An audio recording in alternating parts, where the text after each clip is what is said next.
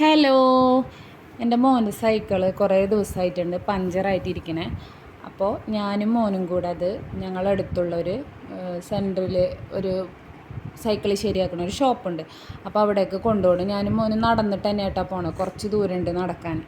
അപ്പോൾ അത് ശരിയാക്കി കൊണ്ടുവന്നു. അതിൻ്റെ ടയർ പഞ്ചറുണ്ടായിരുന്നു, പിന്നെ സീറ്റ് കവറ് മാറ്റി, പിന്നെ ഒരു ചെറിയൊരു ലൈറ്റൊക്കെ ഫിറ്റ് ചെയ്തു. മോൻ മഗ്‌രിബിനൊക്കെ പള്ളിയിൽ പോകുമ്പോൾ ഇരുട്ടത്തല്ലേ പോണത്, അപ്പോൾ അവർക്കൊരു ബുദ്ധിമുട്ടാണ്. അപ്പോൾ ഞാൻ പറഞ്ഞു ലൈറ്റ് വെച്ചാൽ മോൻക്ക് മഗ്‌രിബിനൊക്കെ പള്ളിയിൽ പോകാമല്ലോ എന്ന് പറഞ്ഞിട്ട് അതൊക്കെ സെറ്റ് ചെയ്തു. അതൊക്കെ സൈക്കിളൊക്കെ കൊണ്ടുവന്നതിന് ശേഷം ഞാനിപ്പോൾ ചെടികൾക്ക് കുറച്ച് ദിവസം മുന്നേ ഞാൻ കഞ്ഞിവെള്ളം എടുത്തു വെച്ചിട്ടുണ്ടായിരുന്നു കേട്ടോ, പുളിപ്പിക്കാൻ വേണ്ടിയിട്ട്. അതിലേക്കൊരു ശർക്കര കൂടെ ഇട്ട് കൊടുത്തു. ഞാനൊരു വീഡിയോ കണ്ടിട്ടുണ്ടായിരുന്നു ഇങ്ങനെ ചെയ്യുന്നത് നല്ലതാണെന്ന് പറഞ്ഞിട്ട്. കഞ്ഞിവെള്ളം നല്ലത് തന്നെയാണ്, ശർക്കര ഇട്ടിട്ട് ഞാനിതുവരെ ചെയ്തിട്ടില്ല. അപ്പോൾ ഞാൻ തലേദിവസം കഞ്ഞിവെള്ളം എടുത്തു വെച്ചു. അതിലേക്ക് പിറ്റേ ദിവസം എന്നിട്ടൊരു ശർക്കര ഇട്ട് കൊടുത്തു. അപ്പോൾ അതുകൊണ്ടാണ് കേട്ടോ കഞ്ഞിവെള്ളത്തിൻ്റെ കളർ ഒരു യെല്ലോ കളർ പോലെ ആയിട്ടുണ്ട്.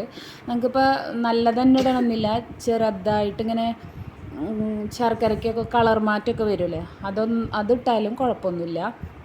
അപ്പം ഞാൻ എന്ത് ചെയ്തു, എല്ലാ ചെടികൾക്കും അതൊക്കെ ഒന്ന് ഒഴിച്ച് കൊടുക്കണേ.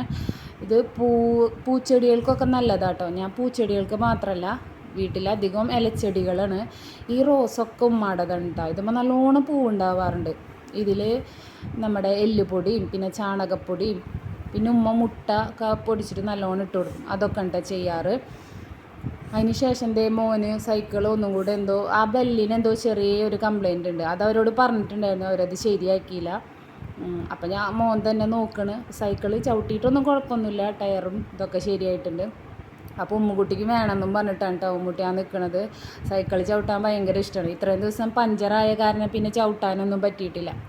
അപ്പോൾ എന്നോട് പറയണ് അവനക്ക് മാത്രം സൈക്കിളുള്ളൂ എന്നൊക്കെ പറഞ്ഞിട്ടാണ് തല്ലുപിടുത്തം. അപ്പോൾ എല്ലാ വീട്ടിലും ഇങ്ങനെയൊക്കെ തന്നെയാണ്. എല്ലാവർക്കും ഓരോരുത്തർക്ക് അനുസരിച്ച് നമുക്ക് സൈക്കിൾ വാങ്ങിച്ചു കൊടുക്കാൻ പറ്റില്ലല്ലോ. മോനക്കൊരു ചെറിയ സൈക്കിൾ ഉണ്ടായിരുന്നു, അതുമല്ലാണ് മോള് പഠിച്ചിരുന്നത്. ഇപ്പോൾ മോള് വലുതായി, ഇപ്പോൾ അത് അവൾക്ക് കറക്റ്റാണ്. ഇതുമ്പോൾ തന്നെയാണ് അവളും സൈക്കിൾ ചവിട്ടി പഠിക്കുന്നത്. അപ്പോൾ അതേ ഐശുക്കുട്ടി വന്ന്, ഐശുവിന് പിന്നെ സൈക്കിൾ ചവിട്ടാൻ അറിയാത്ത കാരണം പിന്നെ അതിൽക്കൊന്നും ഐശു ഇല്ല.